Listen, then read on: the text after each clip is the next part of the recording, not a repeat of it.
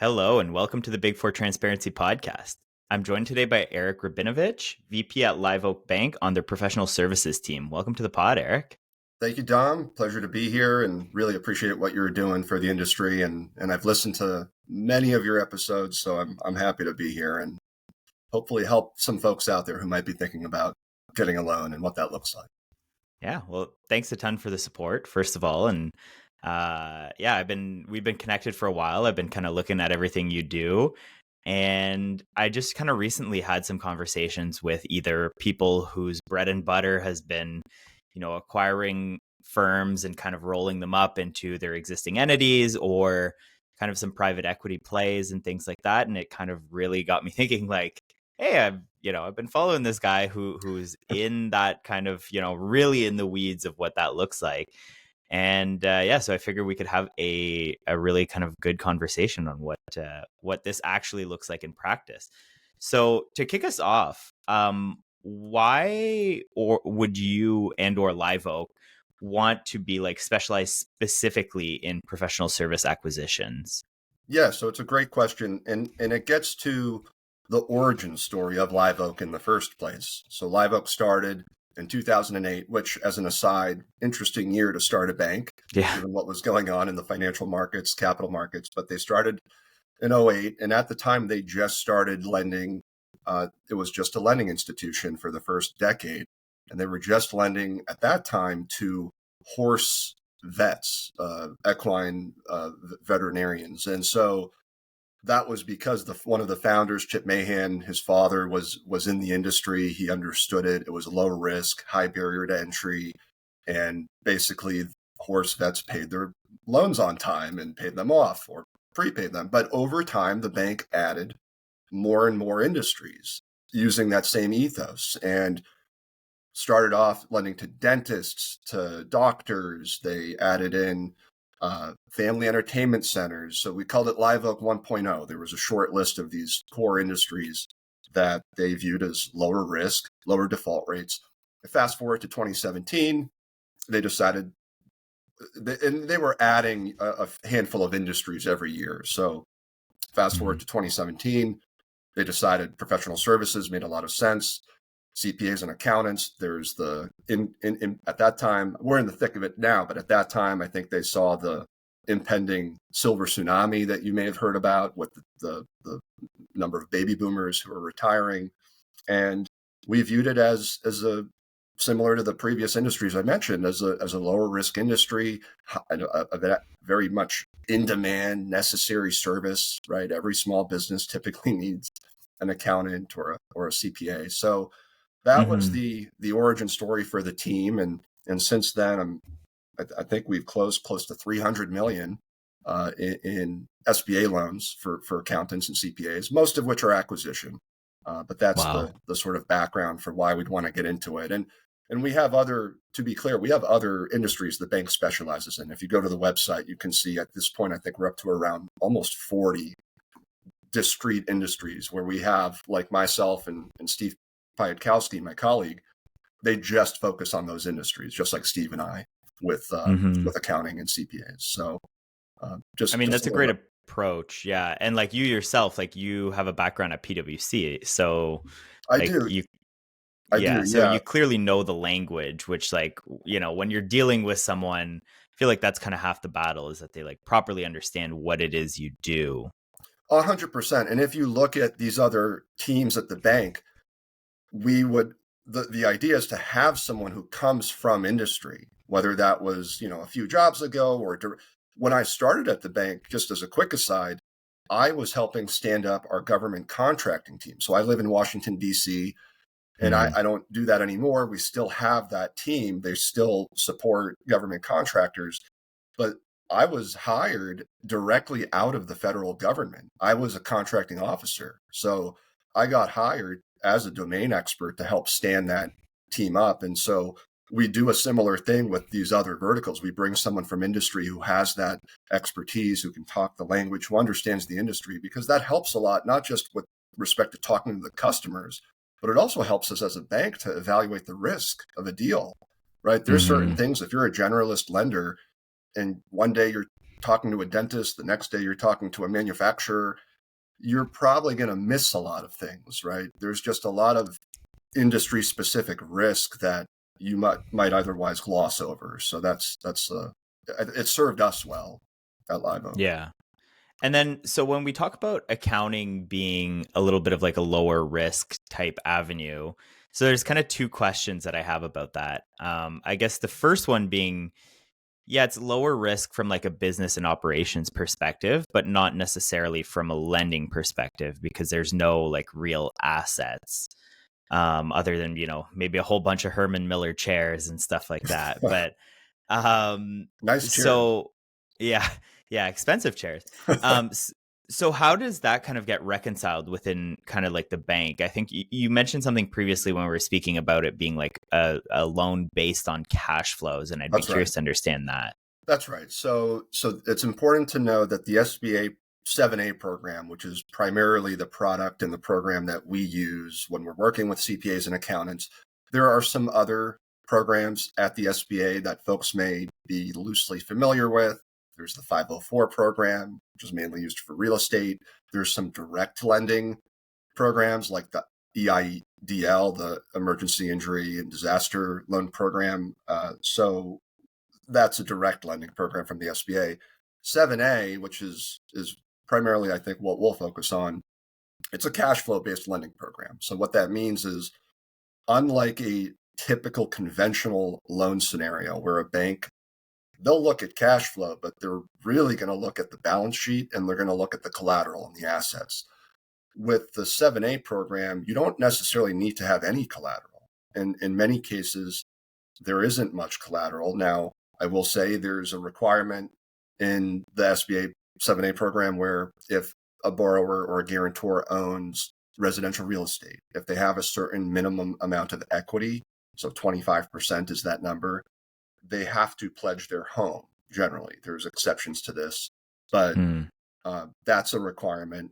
But if, let's say, someone rents or they're below 25% equity, they don't necessarily have to pledge or have any collateral, and the bank can still make the loan. And the reason is we're going to look at the cash flow of the business. Does the business generate enough cash, whether we're looking at it monthly, annually, but does it generate enough cash to cover the debt service tied to the principal and interest loan payments that are due every month? And that's really the focus for us and pretty much every other 7A lender.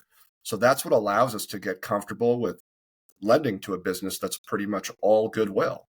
If the business can support that debt and we feel that it's well managed, well run, we trust the guarantors, they have, integrity. One of the things we do is we get in front of every borrower that we make a loan to.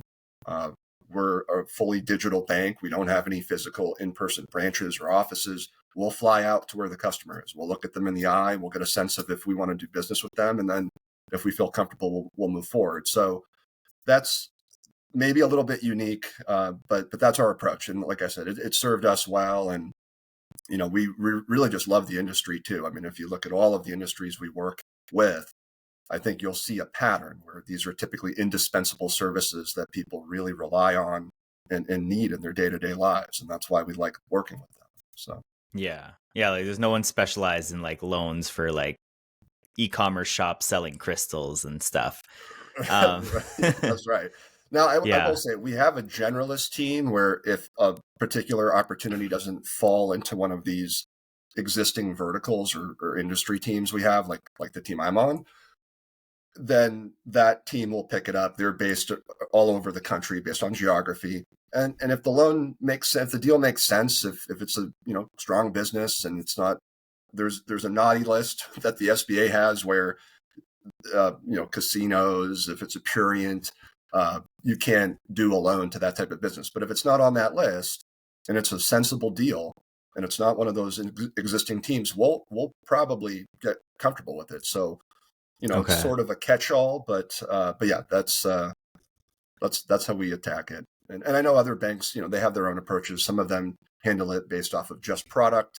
They have conventional, they have the SBA team. Some of them are generalists. So different banks attack it and go to the market in different ways. So And I mean, that makes a lot of sense with like the need for industry specialists at that point, right? Like if you're being asked to make a judgment call on the business as a whole and its ability to repay cash flows, yeah, of course you then need to understand the accounting industry.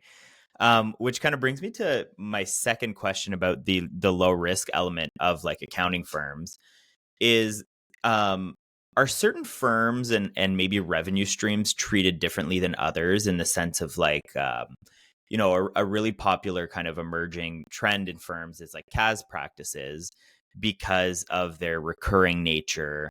Tax is somewhat recurring, but if it's more kind of transaction basis, it might be a little bit less versus like advisory might be much less reliably recurring. So are those kind of treated the same, or is that really like looked into as well? Oh, it's absolutely looked into, and Okay. in a number of different ways. The implications of the revenue cert, or the what we'll call. I come from once upon a time I worked at PwC. We called them lines of service, right? You had Yeah. assurance, advisory, tax. So not only are we going to look at that differently, but it's going to actually impact the value of the business very Mm. drastically. And so while we don't get involved in the value of the business directly, the the general range you see in this what I'll call lower market, small business segment of the market, because while we're all hearing a ton about private equity getting into the space,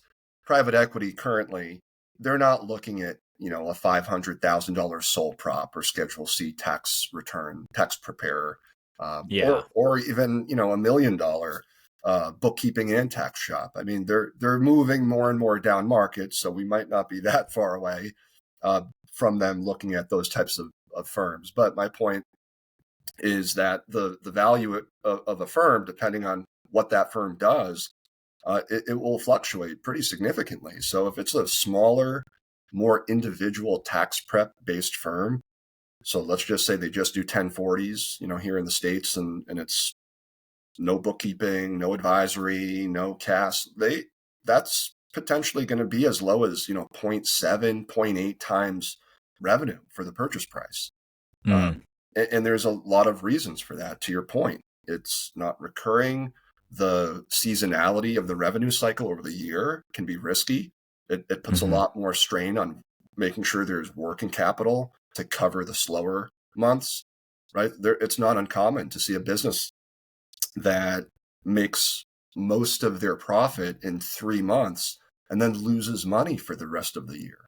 And I know there's nothing wrong with that, but that's a risk you have to be wide-eyed and aware of before you make a loan to a business like that. Hmm. So conversely, on the other end of the spectrum, if we're talking about a firm that does a lot of bookkeeping, or they have some more savvy billing practices where it's more smoothed out over the course of the calendar year, that can command a much higher multiple. If they don't have a physical footprint and they're virtual and they have customers distributed across the country, they have employees all over the country, that adds a ton of value as well. You don't necessarily have a high cost lease you have to pay every month.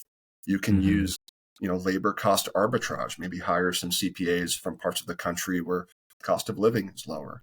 So there's all these things that, serve as levers in terms of lowering or increasing the value of the business. And so that's going to directly impact how we look at it in terms of what the cash flow is, how much debt can that business support, right? The more margin a business generates, the higher the debt they're going to be able to support and service. So Yeah. it's a big factor. And the valuations are probably where we see the biggest impact. Is just, the everyone wants a virtual firm. Everyone wants, these high margin businesses, but as a result, those valuations are much higher, sometimes as high as 1.5 times revenue. Yeah. Yeah, and they're easier to integrate too, like for acquiring firms and all that. Um, so yeah, we talked about this a lot in terms of like M&A activity, but like realistically, could these loans be used for either investment in technology and like staff? Because that's often like when a firm takes on private equity investment, often it's that, right? It's like some partners want to prioritize partner distributions, whereas other partners are like, no, we need to invest in growth. We need to invest in technology, better talent, whatever that might be. So if a firm wanted to do that with leverage instead of kind of external private equity, how would that work? Yes, so it's a great question. We get it asked often. While most of what we do tends to be mergers and acquisitions, it's not the only thing. So working Hmm. capital is probably the second most common request. Less common after that, commercial real estate, right? If maybe you have an opportunity to buy an office suite or the building you operate out of.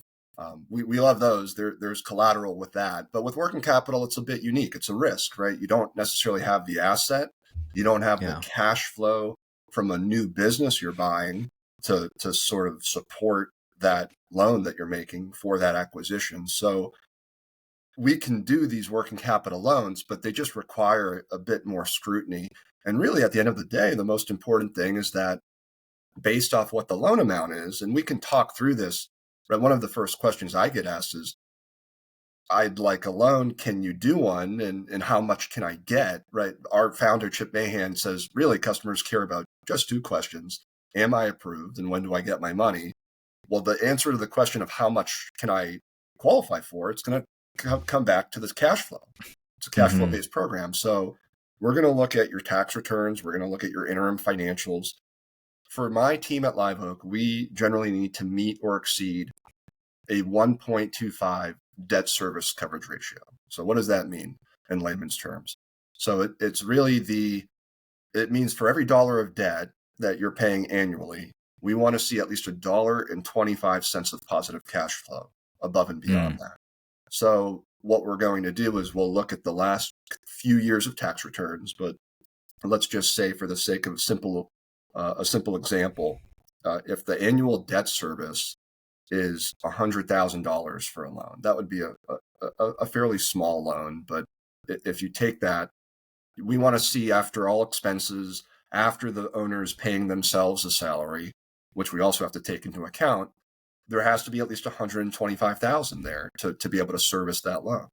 Mm. And there's a little buffer built in case things don't go according to plan. You lose some customers. There's some attrition.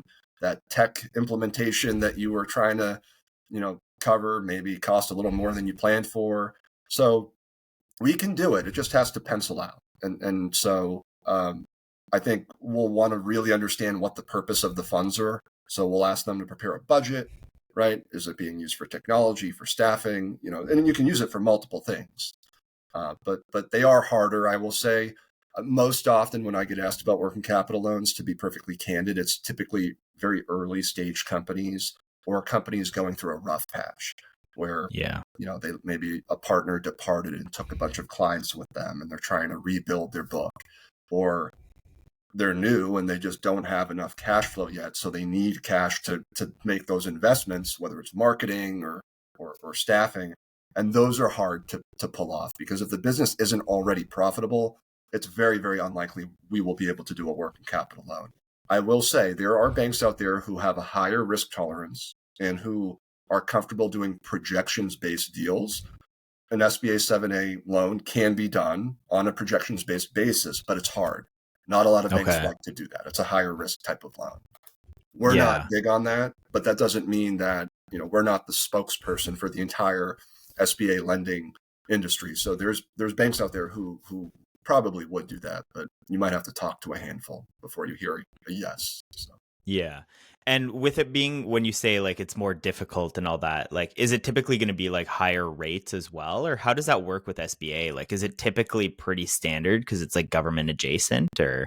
Yeah, I will say that the general pricing you'll see on a 7A loan, so there's two main factors that will impact it. One is the loan amount. So there's an inverse relationship between the price and the loan. So as the loan goes up, generally the loan amount, the interest rate, we have more flexibility and we can Okay. generally be more competitive. The smaller that the loan becomes, typically the higher the rate becomes. So if someone's only looking for 200,000 or 300,000, the interest rate can be as high as prime, the Wall Street Journal prime rate, and we add a spread that's sort of the industry standard for pricing, might be as high as prime plus 3, prime plus 2.5. for a $1, $2, $3 million loan, you will often see prime plus 50 basis points, prime plus one, prime plus 1.5. So there is an inverse relationship there. One thing I want to mention is last year, the SBA changed a lot of rules. Okay. And some of it was received very positively. Some folks, mainly on Congress, weren't as thrilled. But at the end of the day, we have a new administration coming in here in just about a month, and so the rules are certainly likely to change again. But my point is, one of the rule changes last year is they gave SBA lenders the ability to streamline how they underwrite loans 500K and below. And that's really, really important here in the context of working capital loans, but also just smaller dollar loans, which up until that point was a really neglected part of the market. And SBA lenders often wouldn't really get involved in a loan if the request was below a certain amount, because up until those rules were changed, the SBA required us to essentially underwrite those smaller dollar loans as the same way we underwrite $1 million or $2 million loan. And the cost curve there made no sense. So a lot of SBA lenders would say, look, if you're looking for, 400, 300,000 or below, we unfortunately can't help you. Good luck. And that's totally changed. So we launched a new product called Live Oak Express earlier this year. Loans up to 500,000, we can underwrite and fund in some cases in as fast as a few days, which is really, it's been a game changer. And so we're not the only bank who's doing this, but it's been a very welcome change, because you shouldn't underwrite a $100,000 loan in the same way that you underwrite a $2 million loan. It doesn't make sense, right? You're not going to put the same level of resources for a client who has 11040 as you would for a client who owns a conglomerate and has 50 entity, right? It's just that's kind of what the SBA was telling us to do before the rules changed. So that change, I think, is really important to emphasize, because it's allowing a lot of these smaller loans that otherwise probably wouldn't have gone the SBA route to actually get looked at and to be made in many cases. Yeah. And so just to provide a little bit of understanding too, on what SBA is. So essentially it's the government stepping in to say we will basically guarantee these loans, and so it greatly reduces the risk profile with the bank, which means you can get lower interest rates, right? 100%. It's a government guaranteed lending program. So the bank making the loan, they're actually funding the loan. It's their cash that they're giving to the customer or lending to the customer. They're doing the underwriting, and in many cases, they're the ones carrying that loan on their balance sheet. And so, a loan on a bank's balance sheet is an asset, a deposit is a liability. And so that's the way the program is designed. Some people mistakenly think, oh, it's the SBA making the loan. And there are direct lending programs, but the 7A one is not one of them. And there's a lot of misconceptions out there, but the best way to think about it is the SBA sort of paints the target, gives everyone what the rules are, and we all have to follow it. But the bank's making that loan themselves. And what's the level of personal guarantee or personal backing on that? So any owner of 20% or more in a borrower has to provide an unconditional and an unlimited personal guarantee.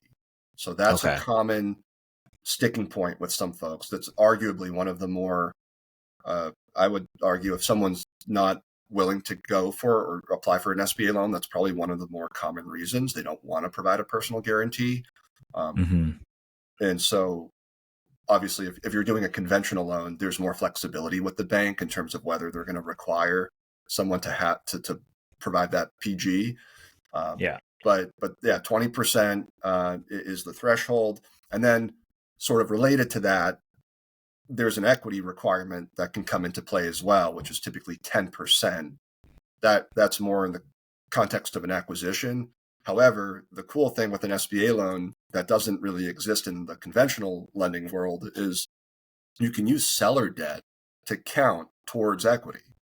So there are cases where someone meets that 10% requirement, and puts very little of their own cash in, either because they have most of that in the 10% minimum met by the seller note, or they have an investor that they've pulled into the deal. We always like to see the customer, the borrower, put their personal cash in, right? We want them to be committed, invested in the business, and to have what we call skin in the game. But Yeah. the beautiful thing is there's a lot of flexibility there with how the program allows that equity requirement to be met. Interesting. It's cool hearing these programs. Like we have some like equivalency in Canada, but a lot less like aggressive, I would say. And we talked about rates earlier. Like I think it's not quite competitive with what can be offered by institutions like yours. But it's still cool, like that is available here. But I do feel like that's like a huge driver. Programs like that is like a huge driver for like the entrepreneurial spirit in the US. And it's very kind of like admirable that that's a program that's up and running. And I feel like that's just a tremendous opportunity for business owners or would be business owners for sure. I cannot agree more. I talk to a lot of, and I mean, DC is a very transient city. I have friends from Yeah. abroad, and a good friend of ours here. He's French. His wife is Ukrainian, and I ask them sometimes. We talk about work here in DC. Unfortunately, probably more than we should. But yeah, it's quite remarkable to hear how you don't see, as far as I know, similar programs in a lot of other Western nations, and I think it's something as an American we shouldn't take for granted. The fact that we have this entrepreneurial ramp on or ramp up option to really help drive growth, drive small business creation, job creation. It's fascinating and to be celebrated. But I think a lot of people take it for granted because many countries don't have this option, and so it's a lot harder to buy a small business, to get a loan, you have to get maybe more creative. Yeah.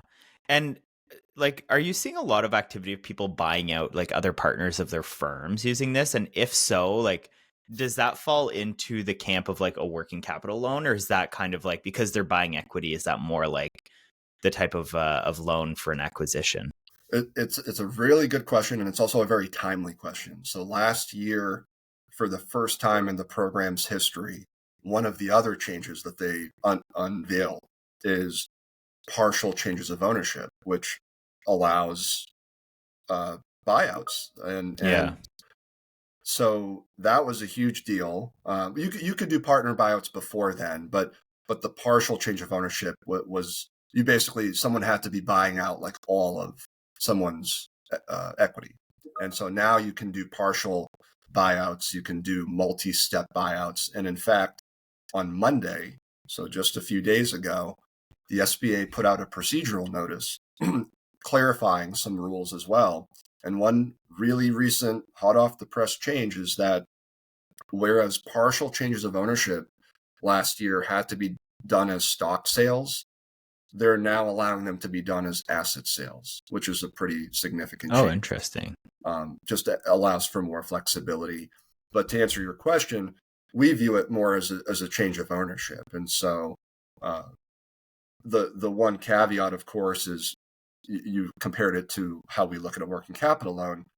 Unlike when someone's buying another business where there's a separate P&L, and so therefore presumably more or additional, additive cash coming into the deal, you're not going to have that. However, keep in mind if it's a true buyout and the partner who's selling is out of the business, there's add backs, right? We can add their salary back into the cash flow, so that'll help with the numbers and covering the debt service. So that's becoming more and more common. I just had a conversation a couple of weeks ago with an owner where there's quite an age disparity between him and his partner, and the partner is slowing down, wants to, I think, pretty soon retire.